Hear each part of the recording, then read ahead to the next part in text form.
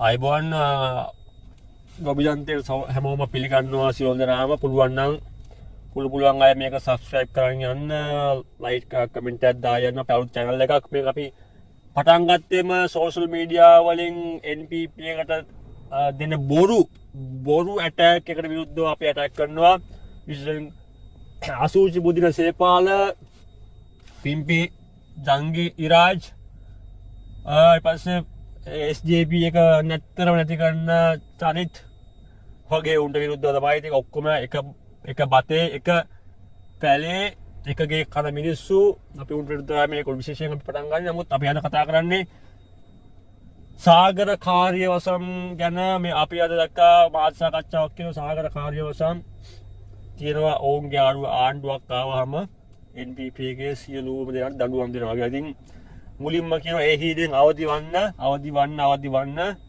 දීප්තිමත් ඉරකි උදා වෙලා තියෙන්නේ දිනකි උදා වෙලා තියෙන්නේ. මොකද අනාගතයේ සුබයි අනාගතයේ හොඳට යනවා.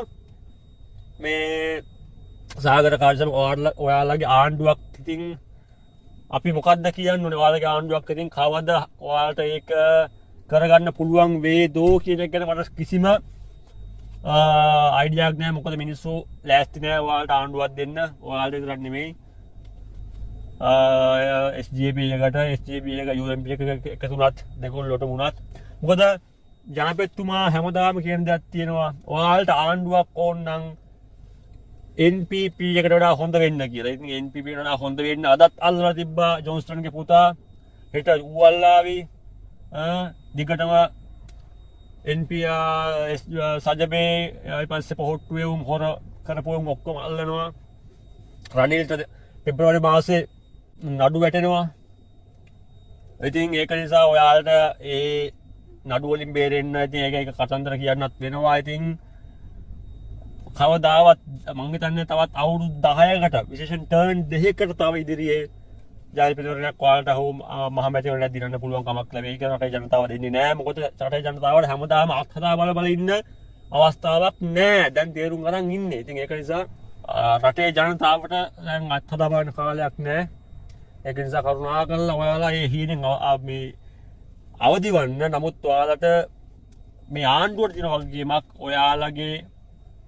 ඔයාලගේ තිබ්බ ඒ වැරදි හොය ඔයාලා කරපු දූෂණ හොය වංචා හොය මේ ආණ්ඩුවට වගකීමක් තියෙනවා අනිවාර්යයෙන්ම. ඕන් එක ඉටු කරනවා කියලා අපි දන්නවා. රනිල් වික්‍රමසිංහද රාජපක්ෂලාද කියලා නැහැ.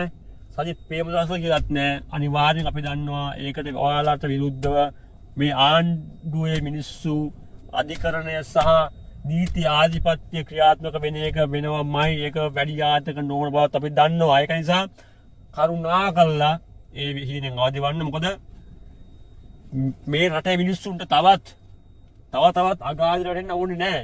ඒක දන්නවා මිනිස්සු. ඒක තවත් අගාධයට එන්න ඕනේ නැහැ. ඔය අනිත් එක ඔයා තනිකර ජෝක් එකක් මේ කවුද කාර්යවසම් තනිකරම ජෝක් එකක්. හරිද? වා එන්නෙත් ඔය මාතමුට එන්නෙත් කාල භාගයක් බීලා අද කතා කරන දේවල් දන්නෙත් නැහැ. මාතෘකාවේ මුල දන්නෙත් නැහැ. අග දන්නෙත් නැහැ. ඔහේ කියවනවා ඇවිල්ලා හරිද? මිනිස්සුන්ට ප්‍රශ්නයක් අහන්න දන්නෙත් නැහැ. ඒක නිසා ඔයාලට බඩු පැකට් හම්බ වෙනවා ළඟදී. ඒක නිසා බඩු පැක් වෙනවා. ඉවසලා ඉන්න.